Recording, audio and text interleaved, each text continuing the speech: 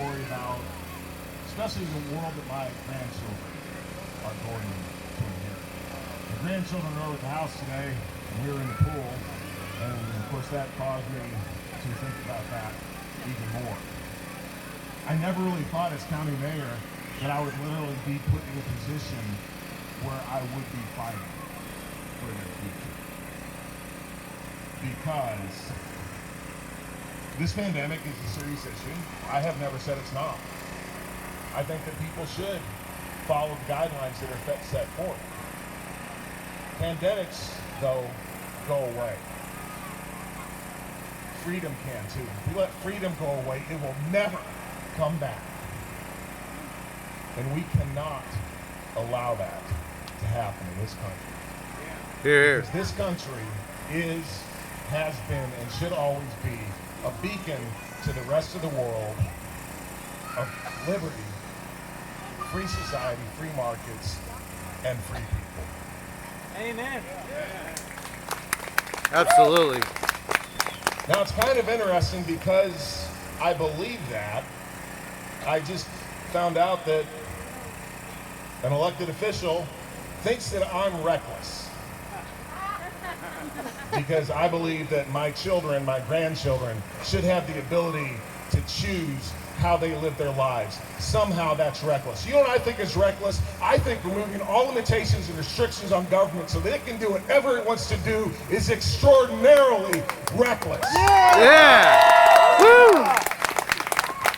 But I'm in good company because the people that founded this country on July 4th, 1776, and even before that, because there was hostilities for years leading up to that, they were reckless. Because conservative meant something a little bit different back then. And the conservatives told them, why would we want to break away from our king?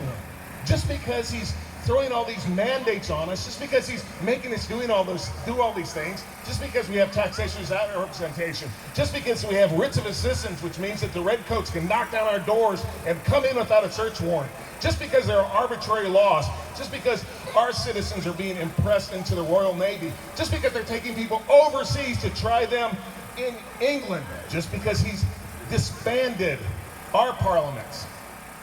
Why would we want to break away from that?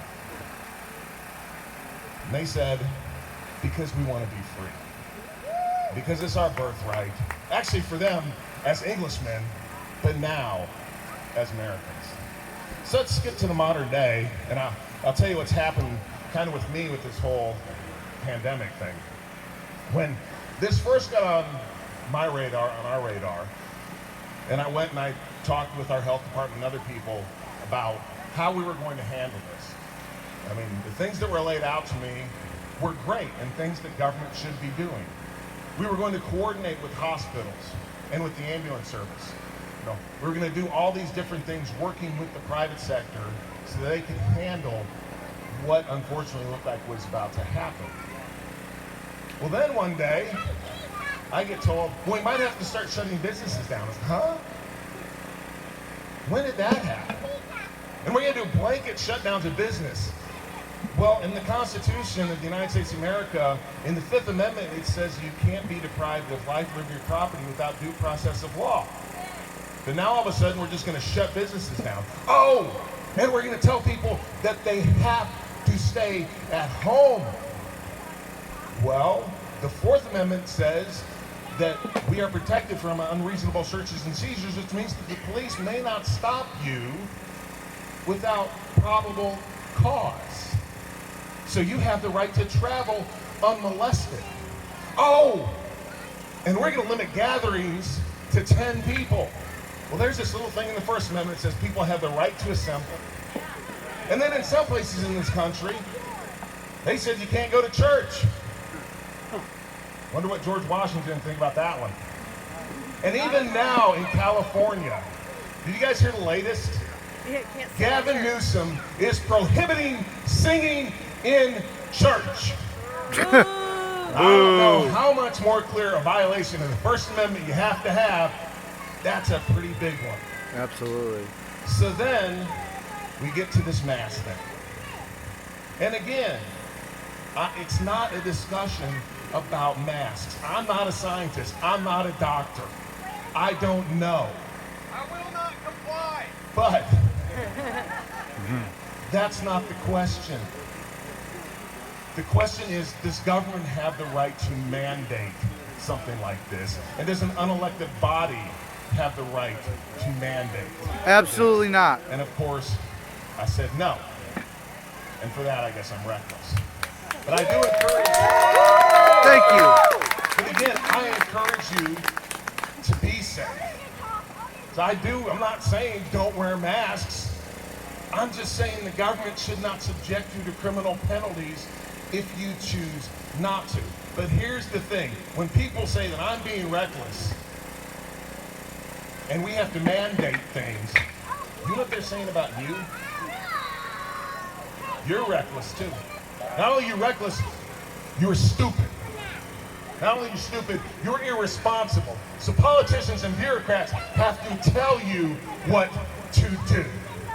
That's not America. That We're not ain't sheep. America. Let me tell you guys, this morning, before the kids came over and played in the pool, I'm walking my black lab through the neighborhood. And I'm a really good owner, man. I love that dog. I take care of him, do everything I can to make his life comfortable. But he's still a dog on a leash. And I'm still his master. And he's lucky that he has a good master. Human beings and my grandkids are not dogs that should rely on the benevolence of their masters. They're free people Hear, hear. that have a choice and should be able to live their lives as they choose. Any race. And that's what America is all about. And I will say another current issue. In America, yeah, we've got our flaws. We've got our warts. You know, black folks haven't been treated well. Okay? Segregation just ended up a couple generations ago. And it needs to get fixed. It needs to get improved. But the way that we do that is ensuring that everybody has access to the American dream. It's about opportunity. It's not about saying that some people should get more. It's about saying, hey, we can all get what we want. That's right. But America needs, and this is where we can all work together, we need improving it. But we shouldn't destroy it. And unfortunately, there are people that do not want to work together to improve this country. They want to destroy it. That ain't gonna happen. Nope. Not on my watch. Thomas Paine said, if trouble must come, let it come in my day so my child may have peace. I'm afraid trouble might be coming.